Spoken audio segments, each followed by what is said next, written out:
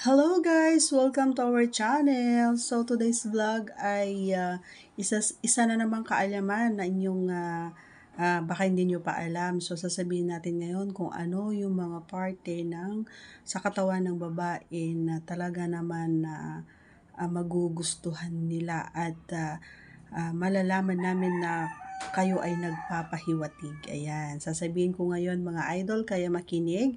But before we start mga lods, ayan, please do subscribe and click our tiny notification bell para ma-update po kayo pag meron po tayong mga new upload videos. And disclaimer na rin po, this video ay para lang po sa may bukas ang kaisipan at may malawak na pangunawa. And syempre, tayo ay sa shoutout mga idol, no?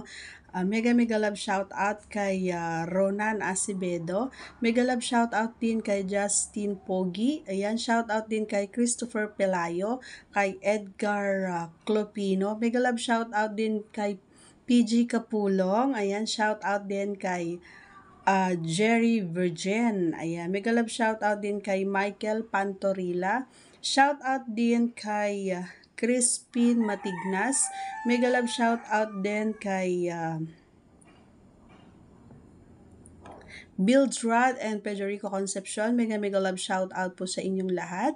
Maraming salamat po sa patuloy na pagsuporta po ng ating channel. Alright, so let's proceed to our vlog mga idol, no? So marami pa rin ang hindi nakakaalam nito, no? Baka yung mga bagay na ito ay akala nyo lang ay simple. Ayan, simple para sa inyo, pero para sa amin ay talaga naman na malaking bagay. Ayan. So ngayon, uunahin natin dito sa buhok. Ayan. Sa simpleng paghawi, yun. Sa simpleng paghawi mo lang doon sa buhok ng babae, idol, katulad niyan, yung ginaganyan-ganyan mo, di ba? Isang pahiwatig na rin sa amin yon na ikaw ay may nararamdaman at nagpapahiwatig ka ng konting, alam mo na ikaw ay nahihiya or doon mo lang hinihiwatig na gusto mo nang di ba? So lalong-lalo na 'di ba kapag matagal kayong hindi nagkita, tapos gano'n, salubungin mo siya, hawiin mo ang kanyang buhok.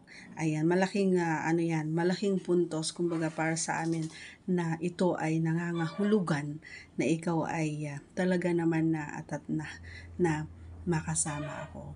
'Di ba?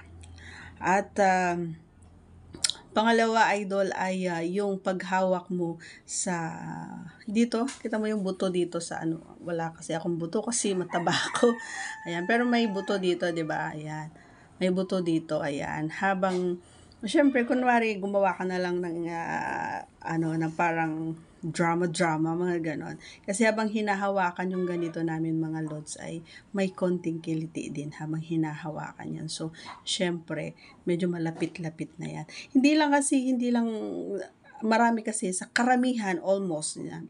Marami sa mga boys na ang akala nila ay doon lang kami doon lang kami na-arouse sa dibdib, ayan, sa pechay namin pag ginawakan or sa puwet, ganyan. Hindi lang doon mga idol. So, meron pang mga bagay. Gaya ng sinabi ko, yung paghawi mo ng buhok, paghawak mo ng buhok niya, yan, malaking puntos na yan para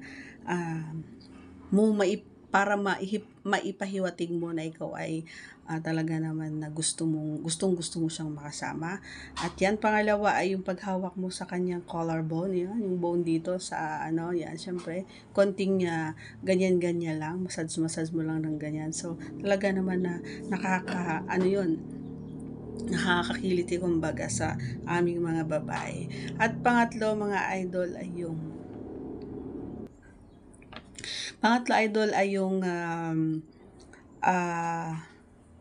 yung tenga. Alam mo yun, yung sa tenga, palang kahit sa mga lalaki ito ay alam ko sa mga lalaki kasi ginagawa ko rin ito, no, kahit sa mga friends ko lang na mga boys. Ginagawa ko ito minsan, kahit bubulong ko lang, yung kiliting-kiliti na sila, yung bubulungan mo lang, kiliting-kiliti na sila. Ganun lang yung. Pero kapag partner mo naman, pag gagawin mo yung mga bagay na yan, ay talaga naman parang kuryente, kumbaga na bababa doon kay Pechay. Para sa aming mga babae yun. Halimbawa, nilabas mo yung dila mo doon sa tenga na yun, 'di ba? Sobrang grabing kiliti yun, guys. Talagang nakakaano yun, nakaka-L yun. Pero wag mo namang tagalan yun kasi minsan may mga babae rin na ayaw. Pero may mga babae rin na gusto, ganyan, ipalamutak yung kanilang tenga. Pero ako ayaw ko. Kasi talagang sobrang grabe yung kiliti ko dyan sa may tenga. As in, hindi na ako maa-arouse kundi, wala, tawa na lang ako ng tawa, ganyan. Pero malaking puntos din diyan sa may tenga na ikaw ay nangangahulugan na gusto mong makipag sex, ganon. Kung ayaw mong sabihin, dahil nahihiya ka, 'di ba?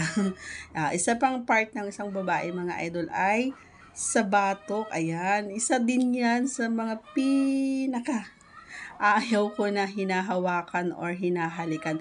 Ito yung pinaka ano no, yung pinaka mostly na hindi naman obvious na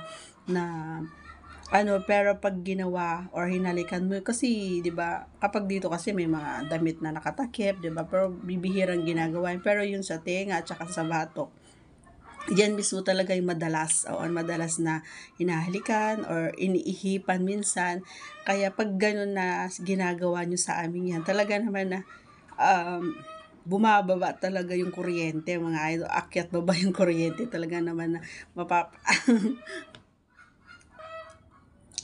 talaga naman ganun pa yung mata mo, no? Tapos, talagang iba yung pakiramdam kapag yung mga parte na yan na sinabi ko, yung hinawakan mo or yung hinalikan mo or yung inihipan mo, talaga naman na doon namin nalalaman na talaga naman, oo. At saka doon mo maidadaan mo doon sa pamamagitan ng mga paghaplos, paghawi ng mga buhok or paghalik mo sa batok or sa tenga, ay doon namin nalalaman na kayo ay gigil na at saka gusto nyo kaming makasama. Isa pa, idol, ay yung pag-massage or paghawak sa palad, 'di ba? Sa palad, palad, yan. Palad yan, ha. Di alam nyo dito, guys. Dito. Yan yung sobrang lakas din ng kiliti ng mga babae. Ayan. Habang hinahaplos-haplos mo yun, habang minamassage mo yun, syempre, medyo i-squeeze mo rin siya. Tagalan mo dun, mga idol. Sobra. Kapag nag-response si babae, ay ibig sabihin, alam mo na, game na, ganon. 'Di ba? So, wag lang kayong magbase doon kay pechay, 'di ba, dito sa harap, sa dibdib or sa puwet. Wag lang doon, mga idol. Marami pang ways na pwedeng ma-arouse ang mga babae. Okay? Gaya ng mga nasabi ko, ayan, sa palad, sa batok, sa tenga, dito sa may leeg, ayan, 'di ba? Sa buhok, ayan, napakasimple lang ng mga parte ng babae yan, pero malaki ang naitutulong nila para sa inyo, para doon nyo ipahiwatig na, 'di ba, yung pagmamahal nyo, syempre, yung hindi nyo masabi na nararamdaman nyo, 'di ba? Kasi nahihiya kayo, lalong-lalo na sa mga baguhan, ayan. So, doon maipapadaan yung feelings mo sa kanya. Ayan. Syempre, may mga baguhan dyan na ayaw, syempre lang naman na, tara, game na ba? 'Di ba? Syempre, nahihiya ka naman. Syempre, doon mo idadaan dun sa mga parts na yun sa unang pagkakataon. Pag nag-response siya, ibig sabihin, alam mo na. 'Di ba? So, yun. Hanggang dito na lamang po ang ating vlog. Ayan, salamat po muli sa mga nanonood at manonood pa. Ayan, paki-subscribe po ang ating channel at pakipindot na rin ang maliit na bell dyan sa baba para kayo ay ma-update pag meron po tayong mga bagong upload videos. Maraming salamat muli, mga idol. God bless. Thank you for watching and see you on my next vlog. Bye-bye!